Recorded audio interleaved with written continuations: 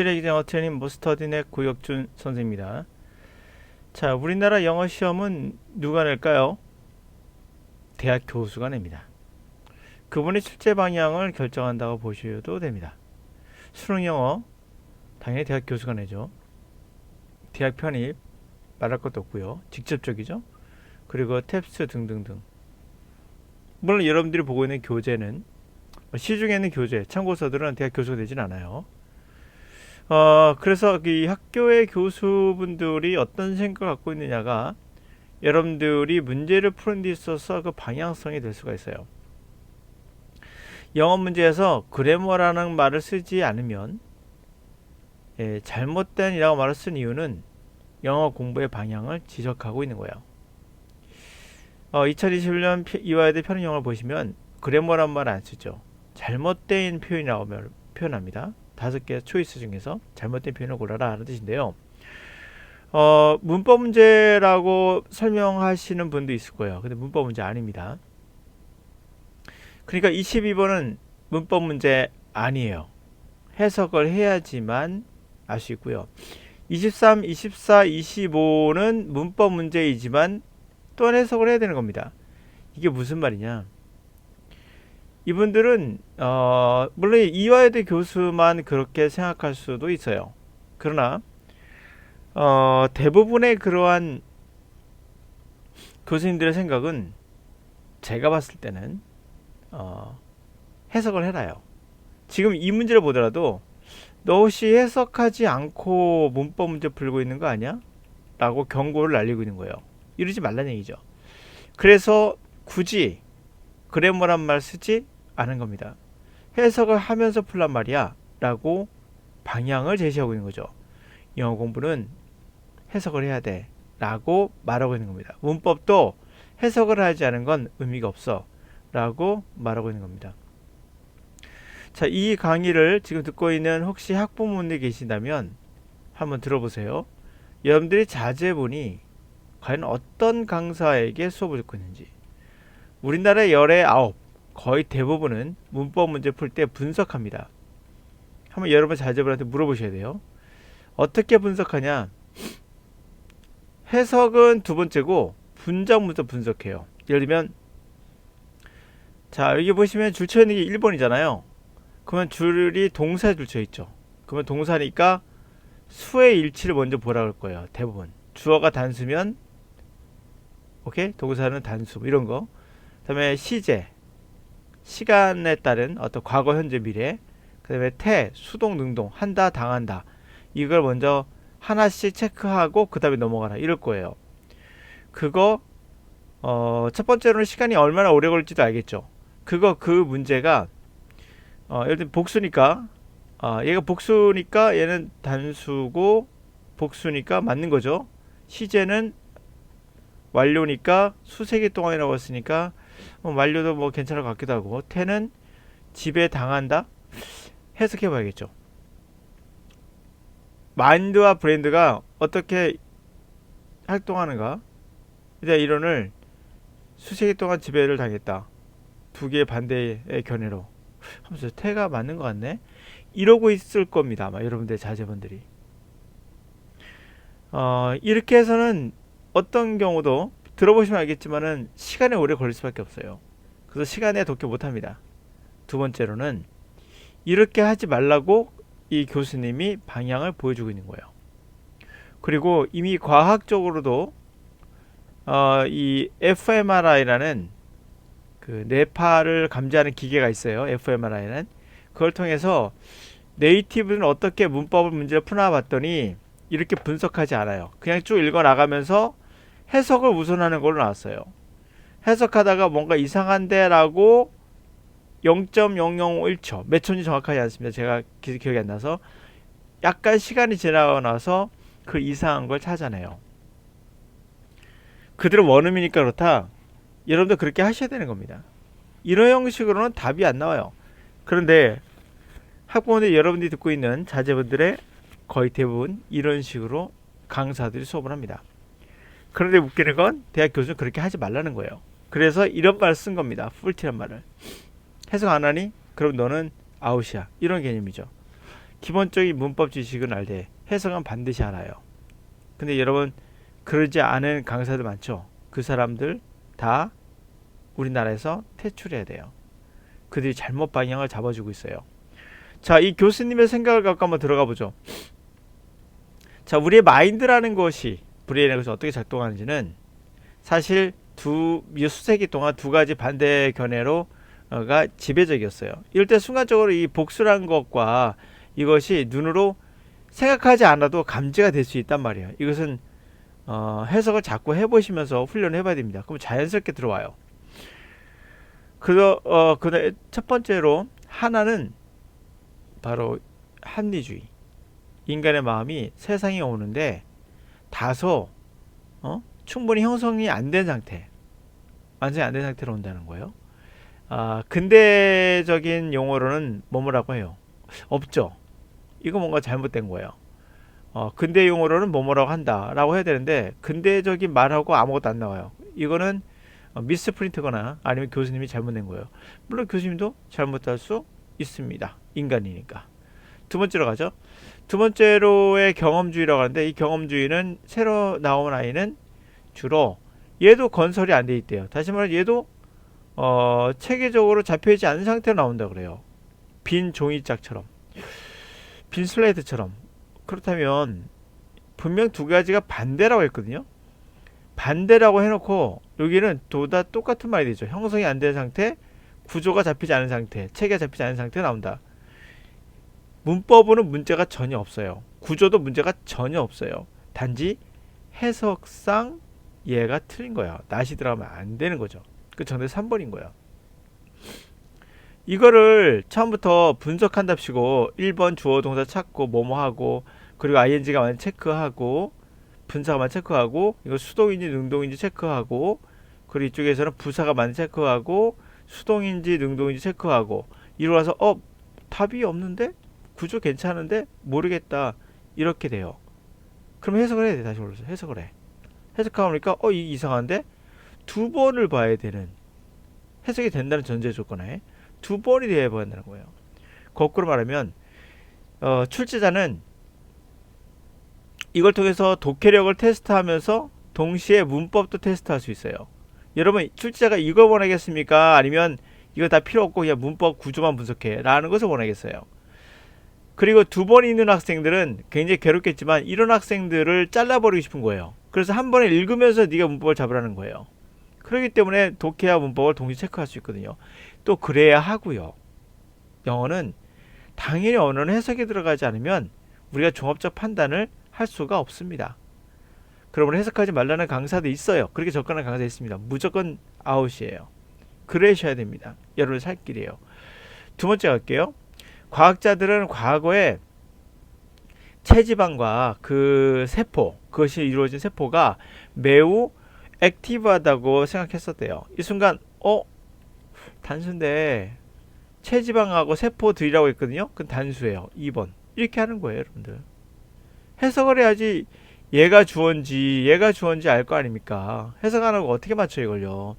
얘가 주어 누군지 어떻게 합니까? 당연한 거 아니겠어요?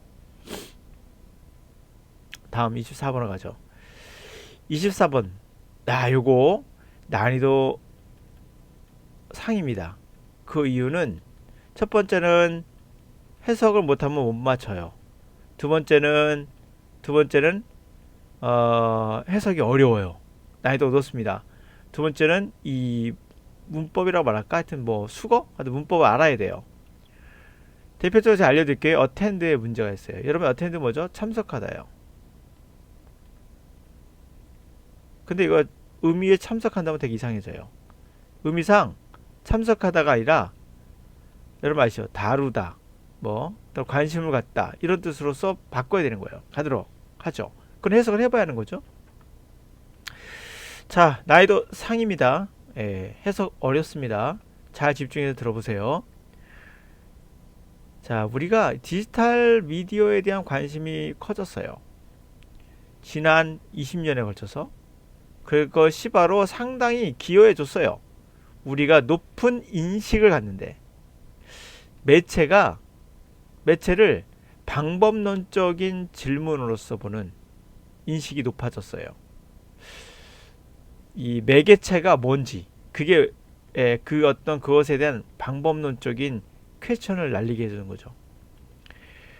그 이론화하는 과정, 디지털로 표현이 되는 연구의 대상을 디지털로 표현했어요. 디지털에 대한 어떤 레프레젠테이션, 그 표상을 연구하는 거죠. 그 표상을 이론화해야 되겠죠. 이론화하는 과정은 또 하나 우리에게 뭘 요구하냐면 그들의 원 매개체, 그들의 원 매개체의 의미를 참석하는 게 아니라 그 의미를 다룰 것을 요구하는 거죠. 그럼 어텐드 2가 되는 거예요.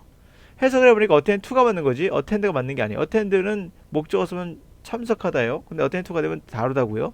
해석을 해야겠죠, 여러분들? 맞습니다. 원본의 매개체는 뭐지? 그 의미는 뭐지?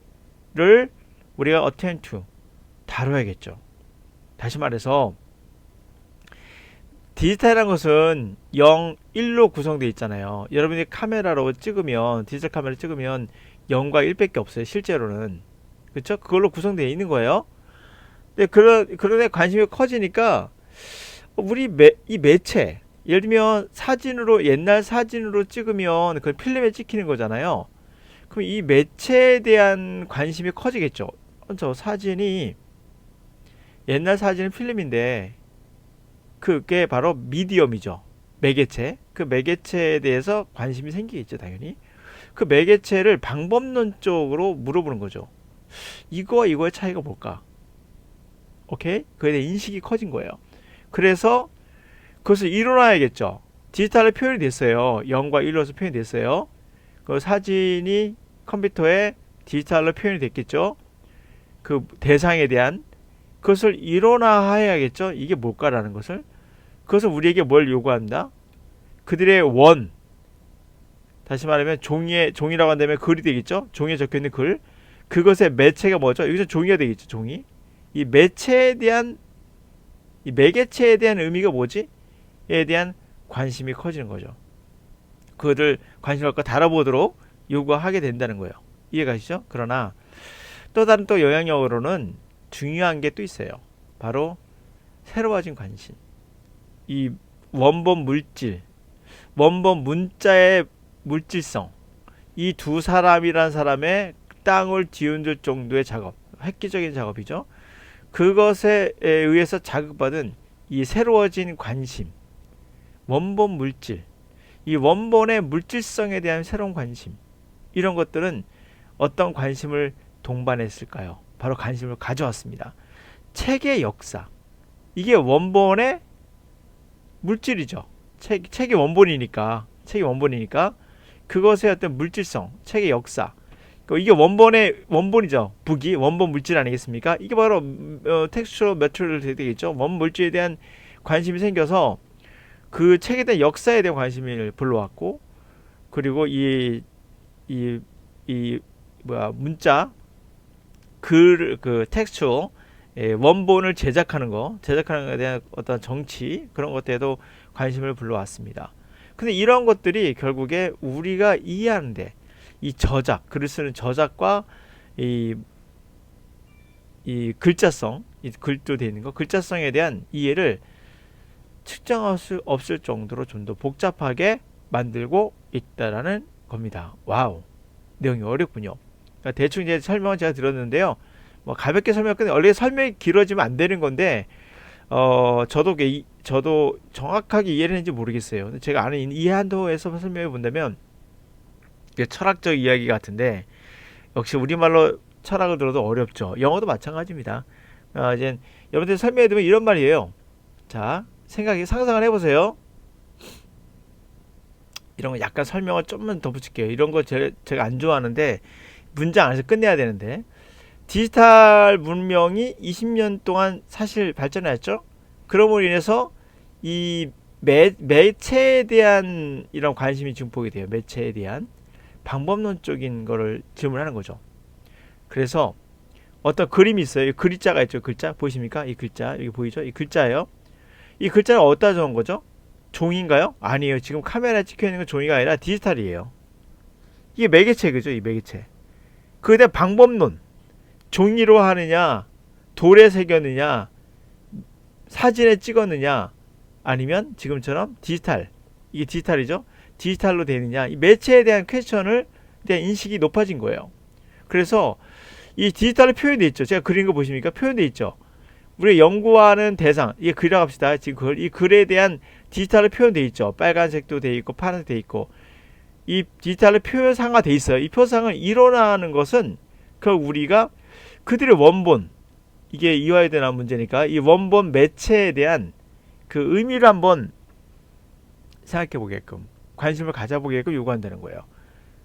종이로 되어 있는 이 원본 매체에 대한. 그러나 또 다른 거로서는 또 이 두 사람이 했던 어떤 철학적 작업인 거죠. 그 사람에 대한 이 텍스처, 글자 그대 원본의 어떤 물질성에 대한 새로워진 관심이 결국 어떤 관심? 역사책, 이 역사책에 대한 책의 역사에 대해서 관심을 이끌어왔고, 그 다음에 이 글자 제작의 원문의 제작의 정치에 대해도 관심을 가져왔다. 이런 것들이 우리가 이 저작과 이 글자성에 대한 이 원문 글자성에 대한 본문성에 대한 이해를 좀 더 복잡하게 만들고 있다는 걸 치장할 수 정도로. 그렇죠. 우리가 이걸 읽고 나면 어떤 생각이 들어요? 그런 생각이 들죠. 이것은 어디서 나온 거지? 이 글은 어디서 나온 거지? 이거 책인데 이 책에 대한 역사도 관심 갖게 되고, 이 원문의 그런 제작의 어떤 이 저작하는 데서 여러 가지 정치적 상황이 있겠죠. 그 정치적 관심이 있을 것이고, 이런 것들이 이 저작과 이 글자성, 원문성에 대한 이해를 좀 더 복잡하게 한다. 이런 내용인 것 같아요.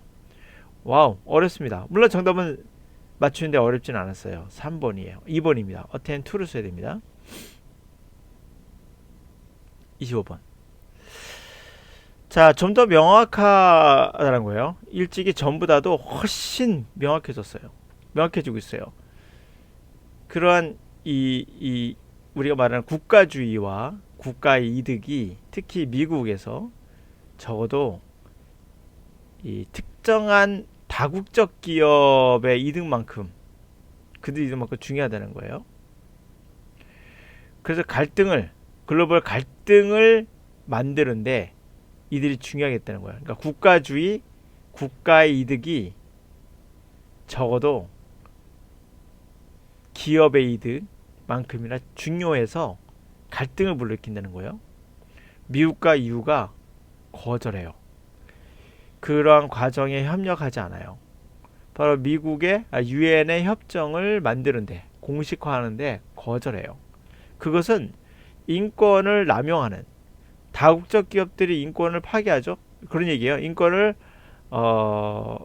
남용하고 있는 것에 대해서, 인권을 남용하는 것에 대해서 막고자 하는 그러한 협정을 거절하고 있다는 거예요. 그들의 이득 때문인 거죠. 나라 이득. 자, 그들은 이렇게 해요. 그 나라들은 대다수의 유엔의 멤버 국가들이 그와 같은 협정에 찬성의 투표를 하는데, 이 순간 우리가 알 수 있는 것은 주어 동사 다 끝났거든요. 근데 이상하게 인스파이트 오브 나가면 전치사예요. 인스파이트 오브는 나가는데 뒤에 동사가 나와요. 동사 나오면 안 되겠죠? ing를 바꿔야 되는 겁니다. 그렇죠? 그래서 대다수의 유엔 멤버 스테이트들이 찬성의 투표를 하는데, 그럼에도 불구하고 이것을 한다. 이렇게 되는 거죠.